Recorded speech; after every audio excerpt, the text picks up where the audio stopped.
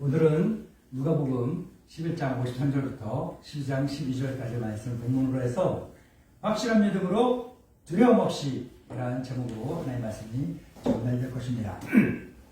말씀의 제목이 뭐라고요? 제가 한번 선창할게요. 다 따라하세요. 확실한 믿음으로 두려움 없이 확실한 믿음으로 두려움 없이 그렇게 해보실까요? 확실한 믿음으로 두려움 없이 이어서 시작. 확실한 믿음으로 두려움 없이 한 번 더. 확실한 믿음으로 두려움 없이 한 번 더. 확실한 믿음으로 두려움 없이. 아멘. 이 제목의 말씀이 전달될 겁니다. 아멘. 아멘. 이 제목의 말씀이 전달될 때 하늘을 활짝 열어서 하나님의 풍성한 사랑과 은혜와 능력과 복이 함께 전달될 줄로 믿습니다. 아멘. 그와 함께 하나님의 다함이 없는 영원 무궁한 그분의 지혜와 지식과 기쁨과 평화도 함께 전달되어 우리에게 충만하게 될 줄 믿습니다. 아멘. 예수 그리스도께서 바리새인의 집에 들어가서 뭘 하셨어요? 식사하실 때 무엇을 안 하셨을까요? 손을 안 씻으셨어요. 집주인인 바리새인이 볼 때 손 안 씻고 밥 먹는 예수님 마음 굉장히 불편한 거예요. 굉장히 불편한 그런 바리새인 집주인 바리새인에게 예수님이 뭐라고 하셨습니까? 실수 깜빡했네요. 미안 했나요? 아니에요. 5글자로 뭐라고 그랬어요? 확실한 믿음으로 두려움 없이. 5글자. 너무 5글자 넘죠? 예. 화이슬 진짜. 뭐라고요? 화이슬 진짜. 화이슬 진짜. 자기 집에 초대해서 식사 대접해주는 집주인한테 얘 저주받는 놈아 그렇게 이야기한 거예요. 저주를 한 거예요. 혼낸 거예요. 와, 상식적으로 굉장히 말이 안 되는 이야기죠. 예수님이 바리새인에게 화이슬 진짜라고 크게 책망하십니다. 바리새인에게 왜 그러셨을까요? 바리새인은 사람들에게 잘 보이고 사람들에게 칭찬받고 사람들에게 인정받고 사람들에게 존경받기 위해서 말씀, 율법의 행동만 정확하게 잘 지켰다. 사람이 중요했던 사람들이다. 근데 원래는 우리는 누가 더 중요해야 되는 거예요? 하나님. 아멘. 누가 중요하다고요? 하나님 중요해요. 하나님 중심으로 살아야 되는 거예요. 복음 중심으로 말씀으로 믿음으로 살아가야 될 사람들이 우리입니다. 아멘. 그런 우리가 바리새인 같아서는 안 돼요. 사람 의식하고 사람 중심으로만 살아서는 안 되는 거예요. 그래서 하나님 예수님께서 바리새인에게 화이슬진저 말씀하신 거예요. 사람에게만 인정받아. 하나님께 인정받기 위한, 하나님께 칭찬받기 위한, 하나님께 사랑받기 위한, 하나님의 기쁨이 되기 위해서 말씀, 율법의 본질과 그 정신을 잊어버린 그 바리새인의 화이슬진저 책망하십니다. 말씀의 본질을 잃어버렸다는 거죠. 동시에 예수님은 바리새인에게 뭐라 했습니까? 하나님의 진노가 너에게 임할 거야. 이대로 살면. 그러나 하나님의 진노가 임하기 전에 그것을 피할 수 있는 그 화를, 그 저주를 피할 수 있는 그 분노, 죄값을 피할 수 있는 방법이 있어. 뭐냐? 사람 중심으로 살던 것을 바꿔서 하나님 중심으로 사는 거예요. 너희가 잊어버렸던, 또한 너희가 잃어버렸던 하나님의 말씀 속에 담겨져 있는 말씀의 본질, 율법의 정신을 기억하고 찾아서 그걸 잘 지키며 살아가고, 또한 너희가 지금까지 잘하면서 살아왔던 율법의 외형적인 부분, 실천적인 부분, 그것도 같이 잘 지키며 살아가라. 그러면 하나님의 사랑과 은혜와 능력과 복이 너에게 충만하게 임하게 될 것이다 라고 예수님 간절하고 사랑 가득한 마음으로 권면하셨습니다.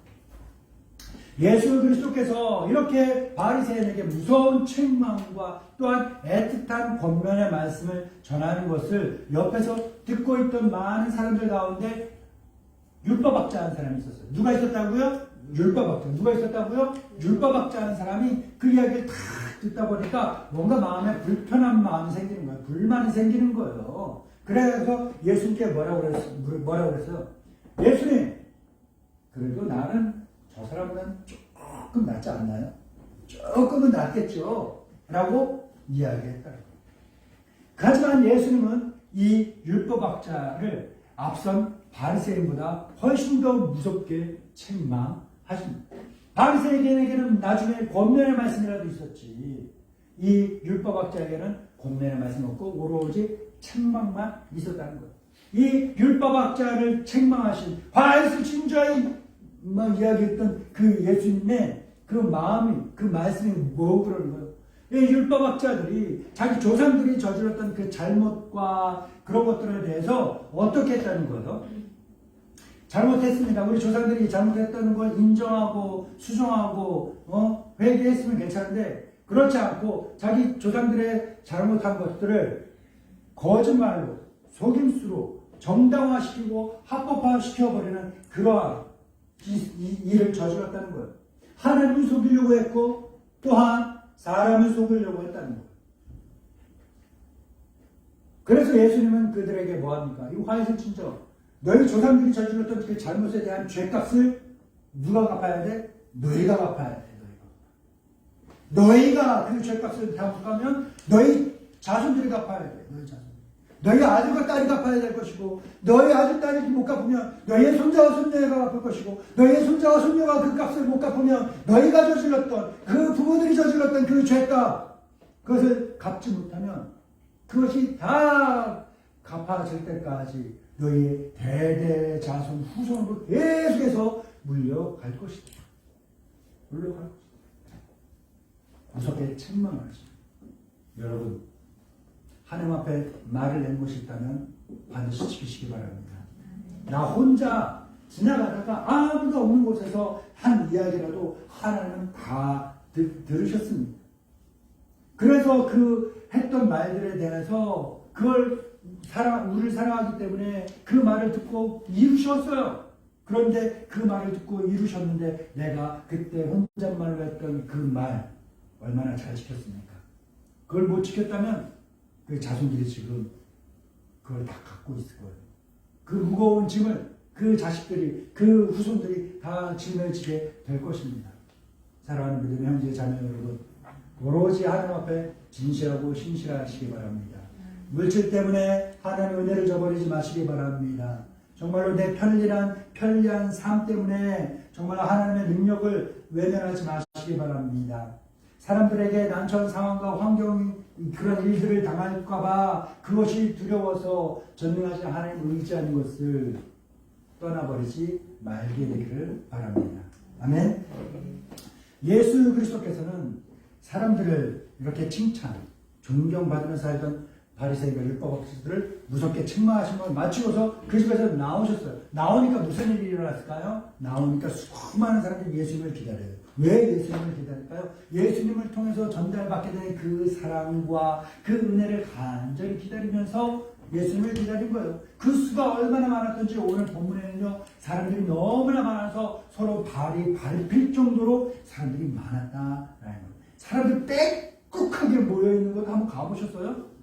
정말로 발이 밟히는 거예요. 서로 발이 막 계속 밟히는 거예요. 그죠? 그런데 수만 명이 모였는데 그 집 앞에 수만 명이 모여있었다는, 그 집 앞이 마당이 골목이 상당히 넓었다는 걸 짐작할 수 있겠죠? 그 수만 명이 모여있는 그 가운데 아주 소수의 바리새인, 서기관, 율법학자 이런 사람들이 모여 있었어요. 아마도 그 숫자가 얼마 되지 않았을 것 같습니다. 성경에는 그 집 앞에 모여있는 사람들 수만 명인데 수만 명의 한 0.1%에 지나지 않는 한 100명도 채 안 되는 사람들이었어요. 한 10명, 20명 정도밖에 안 됐을 것 같아요. 그런데 이렇게 그 사람들이 그 수만 명에게 미치는 영향력이 어땠냐는 거예요. 그들의 분위기가 그 수만 명을 분위기를 다 좌지우지할 정도로 힘이 센 사람들이었다는 거예요. 여러분, 우리나라 말에 이런 말이 있잖아요. 맑고 넓은 연못의 물을 흐르게 만드는 것은 그 연못 속에 살고 있는 수많은 물고기들 때문이 아니라 그 진흙바닥을 헤엄치는 미꾸라지 한 마리 때문에 그 넓고 맑은 그 연못의 물이 다 탁해진다라는 말이 있지 않습니까? 들어보았죠? 미꾸라지 한 마리가. 수만 명의 사람들 가운데 한 100명도 채 안 되는 그 바리새인 율법학자 서기관들이 그 수만 명에게 미치는 영향이 얼마나 컸는지 모릅니다. 그들은 많은 사람들이 예수님을 통하여서 전달되는 그 사랑, 그 은혜를 받기 위한 그 사람들과는 다르게 예수님의 입에서 나오는 말을 흠과 티를 찾아내어 책을 잡아서 못하려고 공격하려고 비난하려고 하는 그런 불순한 의도로 예수님은 언제 나오나 하고 두고 보고 있었다라는 겁니다. 우리 본문 한번 읽어볼까요? 누가복음 11장 53절 54절입니다. 시작. 거기서 나오실 때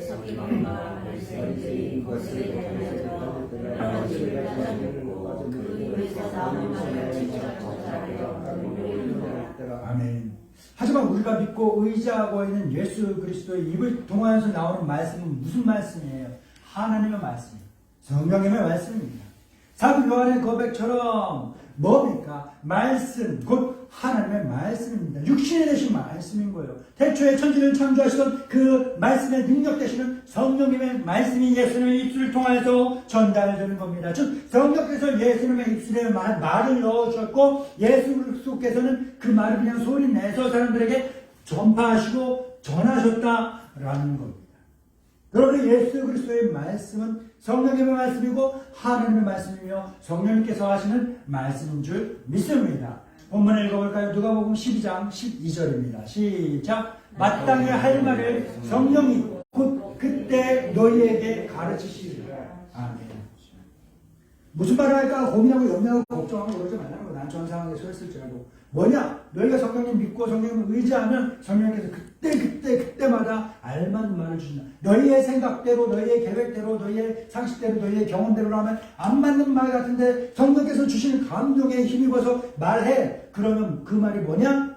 내게 상관은 하늘과 땅 차이로 떨어져 있는 그 높으신 하나님의 말씀이기 때문에 내가 할 때는 이렇게 가만히설로 저 사람의 마음을 돌릴 수 있을지 모르지만 내가 계획대로 하면 안 넘어간다. 그러나 전혀 상황에 맞지 않는 것 같고 뜬금없는 말 같지만 정말로 저 사람에게 굉장히 큰 부담이 되고 정말 내가 이 말을 하게 되면 저 사람의 마음은 완전히 돌아설 것 같지만 그럼에도 불구하고 성령님의 감동으로 주신 말씀이 있다면 그 말씀을 그때 그 자리에서 하라는 거예요. 왜?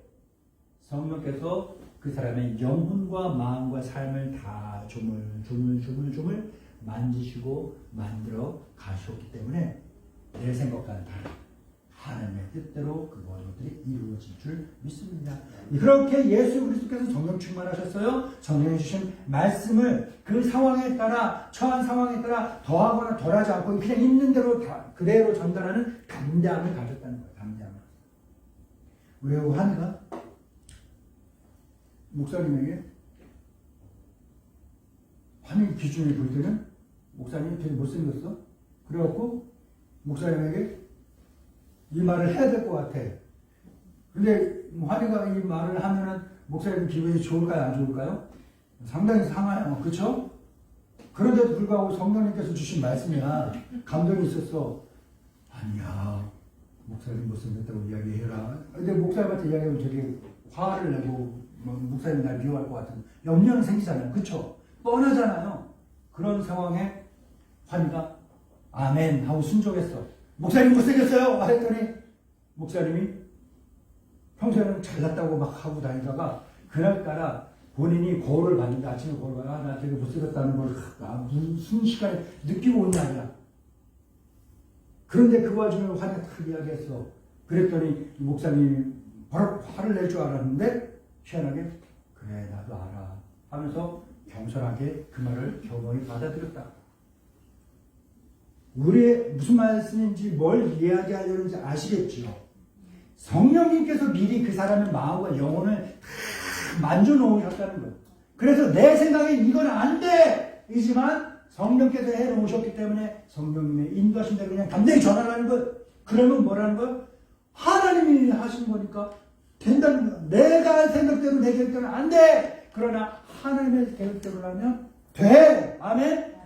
이런 확실한 믿음으로 두려움 없이 담대히 말하고 증언하고 살아가시기 바랍니다. 아멘. 우리 본문 한번 읽어볼까요? 누가복음 12장 2절부터 5절입니다. 앞에 보세요. 시작. 감추는 것이 드러나지 않은 것이 없고 가려지지 않을 것이 없나니 이러므로 너희가 어두운 데서 나를 보는 것이 광명에서 들리고 너희가 볼락에서 귀에 대고 말한 것이 지붕에서 전파되리라. 내가 내 친구 너희에게 말하노니 몸을 죽이고 그 후에는 능히 더 못하는 자들을 두려워하지 말라. 마땅히 두려워할 자를 내가 너희에게 보이리니 곧 죽인 후에 또한 지옥에 던져놓는 권세 있는 그를 두려워하라. 내가 참으로 너희에게 이르노니 그를 두려워하라. 아멘. 여러분, 우린 거짓말하면 안 되는 거예요. 거짓말하는 사람 돼서는 안 됩니다. 아멘. 만약 우리가 예수님 믿고 따르고 닮아가는 그리스도인입니다 라고 말을 안 하고 그렇게 살면서 어떤 불리하고 불편한 상황이 닥칠 것 같아, 불리한 일이 나에게 손해가 다 있을 것 같아, 그런 일이 있을 것 같고 또한 실제로 그런 일이 생겼어. 그래서 하나님 권세, 하나님 주신 능력이 말씀인데 이 말을 꼭 해야 하나님께서 계속 생각을 주시고 마음을 주시고 불편하게 하셨는데도 불구하고 내가 이걸 했다가는 안 될 것 같다는 그런 두렵고 불편한 마음이 생겨 그런 느낌이 와. 불법이 뻔한 것 같아. 그래서 하나님의 감동을, 하나님의 말씀을, 하나님의 능력을, 하나님의 권세를, 하나님의 역사심을 반신반의하는, 그래서 믿음의 삶을, 하나님 주신 그 감동의 말씀을 전하지 않고 잠시 외면했어. 잠깐 이렇게 돌렸어. 그러면 그 사람을, 그런 나를 예수님께서 어떻게 하신다고요? 그래, 네가 그 상황에 내 말을 외면했고 나의 감동을 외면했고 나를 외면했네? 알았어. 네가 그렇게 한 행동을 내가 똑똑히 보았으므로 내가 너의 행동에 대한 값을 너에게 그대로 갚으리라. 네가 사람들 앞에서 나를 외면했으므로 나도 너를 외면하리라.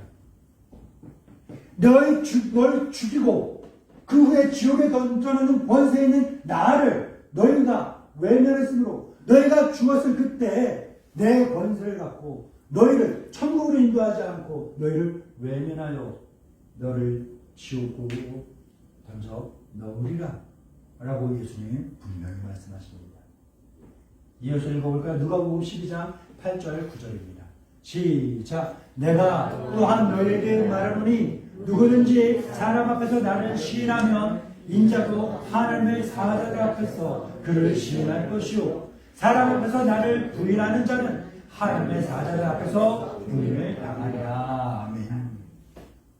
우리는 확실히 알아야 됩니다. 그리고 확실히 믿어야 합니다. 오로지 성령에 의지해서 사는 사람을 대적하는 것은 사람을 대적하는 것이 아니라 성령님을 대적하는 것이고 하나님을 내 적으로 두는 것이라는 사실을 확실히 알고 확실히 믿어야 합니다. 오로지 성령에 의지해 살고 오로지 성령을 의지하며 그렇게 사역하는 사람을 나도 의도하지 않았음에도 불구하고 또한 내가 일부러 불편하게 난처하게 부끄럽게 힘들게 어렵게 만들었다면 그것은 내가 그 사람을 힘들게 난처하게 어렵게 만든 것이 아니라 하나님을 난처하게 했고 성령님을 어렵게 했고 성령님을 모독하였구나 라는 것을 알아야 하고 믿어야 합니다.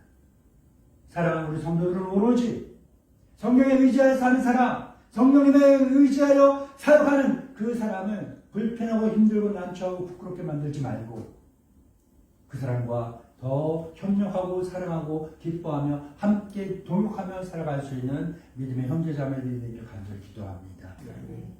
이어서 읽어봅니다. 누가복음 12장 10절입니다. 시작. 누구든지 말로 인자를 거역하면 사하심을 받으려니와 성령을 모독하는 자는 사하심을 받지 못하리라. 아멘. 저는 목사로 살고 또 목사로 사역하면서 우리 성도들을 참 사랑하고 또 되게 귀하게 여깁니다. 우리 성도들이 이 목사의 그런 세심한 보살핌이나 챙김이 사실 없잖아요. 또 그런 걸 한다고 해도 여러분 안 좋아하잖아요. 그렇죠? 막 되게 세심하게 보살피고 챙기려고 개척 초기에 많이 노력했거든요. 그랬더니 사람들이 되게 싫어하더라고요. 되게 싫어하더라고요. 그래서 안 했어요. 그래서 안 해서 보니까 뭐 지금 이렇게 와 있는데, 뭐 보살핌과 챙김이 없음에도 불구하고 여러분이 각자 신앙으로 믿음으로 잘 살아가고 있는 모습 보니 참 기쁘고 감사해요. 고맙습니다. 그러나 무엇보다 감사한 것은 늘 우리 곁에서 우리에게 힘이 되시고 우리의 도움이 되어주신 하나님, 여러분을 보살피시고 늘 안전한 믿음의 삶으로 인도해 주신 그 하나님께 가장 감사합니다. 그래서 다시금 살아가는 우리 성도들에게 간절하게 권면하기는 오직 확실한 믿음으로 두려움 없이 성령에 의지하여 살길 바랍니다. 그럴 때 우리의 삶은 어떻게 될까요? 요셉이 그랬던 것처럼, 또 다윗이 그랬던 것처럼 그들이 어디로 가든지 어느 상황에 처하든지 하나님은 그들의 편이 되어주시고 그들과 함께 하시고 그들을 도우사 형통하게 하셨던 것처럼 우리도 하나님께서 우리를 도우시고 우리 곁에서 힘이 되어주사 우리의 삶을 형통하게 하실 줄 믿습니다. 누가복음 12장 6절 7절입니다. 시작. 참새 5마리가 두 아스라리온에 팔린 것이 아니냐. 그러나 하나님 앞에는 그 하나도 잊어버린 바 되지 아니하는도다. 너에게는 심지어 머리털까지도 세심한 되었나니 두려워하지 말라. 너희는 많은 참새보다 더 귀하다. 아멘. 그러면 우리가 살아가는 모든 삶의 현장에서 우리는 두려워할 것 없이 믿음으로 살아가야 할 줄 믿습니다. 하나님께서 우리를 세상 속에서 선택하셨어요. 그리고 우리를 불러주셨어요. 이렇게 모아주셨어요. 그리고 우리에게 하나님 말씀으로 은혜로 가르치시죠. 그리고 이렇게 세우십니다. 그리고 다시금 세상 속에서 믿음의 사람으로 살아가라고 우리의 삶의 현장으로 다시금 돌려보내실 때 하나님께서는 그냥 우리를 맨몸통으로 아무 대책 없이 보내시지 않는다는 걸 알아야 돼요. 하나님께서 우리를 다시금 우리의 세상 속으로, 우리의 삶 속으로, 우리의 일상 속으로 되돌려 보내실 때는 무엇을 가지고 보내실까요? 두려워하는 마음이 아니라 강하고 담대한 마음으로 성령님의 능력으로 보내시고 주님의 사랑과 은혜로 충만하게 채워서 우리를 삶의 자리로 돌려보내신다는 것을 확실하게 알고 믿고 두려움 없이 살아야 될 줄 믿습니다. 누가복음 12장 11절입니다. 시작.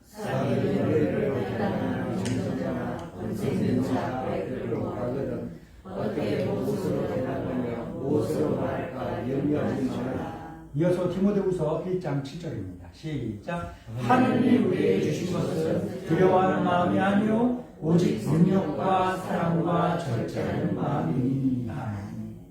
사랑하는 성도 여러분, 오늘 본문에서 예수님의 말씀을 책자와 흠을 찾아내서 공격하려고 하는 엘리트들이 있었습니다. 그 사람들의 서슬 그런 분위기 속에서, 그 눈총 속에서도 예수님은 쫄지 않았어요. 두려워하지 않았어요. 걱정하지 않았어요. 담대하셨습니다. 왜냐? 예수님은 성령에 충만했거든요. 성령에 의지했거든요. 성령님께서 주신 그 말씀을 그대로 전했거든요. 혜민아, 엄마가 어느 날 혜민아, 언니한테 가서 야, 밥 먹어! 라고 좀 해. 라고 하면 혜민이가 가서 언니, 어머니께서 언니를 지금 찾으시옵니다. 수라를 준비하여 싸우니 와서 수라를 들라 하십니다. 어서 오시옵소서. 이렇게 전달하겠어요? 아니면 엄마가 했던 거 그대로 야, 와서 밥 먹어! 라고 하겠어요? 야, 와서 밥 먹어 할 것이요? 예, 그래요. 그래, 그렇다고 해서 혜진이가, 언니가 막 뭐라고 하면 돼요? 안 돼요? 안 돼요. 왜?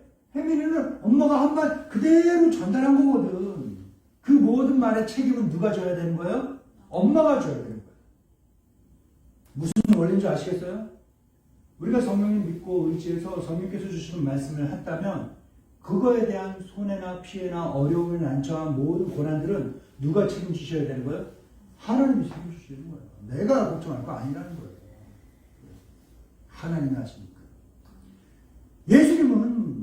확실한 믿음으로 두려움 없이 말씀을 전했고 사역하며 삶을 살아내셨습니다. 지금 내가 하는 이 말과 이 행동은 성령이 주신 것이므로 결코 책 잡힐 만한 흠이나 티가 없다라는 확신을 갖고 말씀을 하셨고 사역을 하신 겁니다.